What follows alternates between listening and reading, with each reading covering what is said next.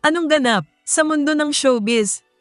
Usap-usapan si Kapuso star Barbie Forteza matapos niyang saklolohan ang beauty queen sparkle artist na si Herlyn Budol. Sa video clip kasing ibinahagi sa X nitong linggo ng madaling araw ika-21 ng Hulyo, matutunghayan na biglang nadapa si Herlyn habang rumarampas sa ginanap na GMA Gala 2024 nitong Sabado. Barbie is so sweet helping Herlyn Budol to get up. Saad sa caption. Agad namang lumapit si Barbie kay Herlyn kahit tila hindi pa tapos ang kanyang moment para sa eleganteng pagrampa.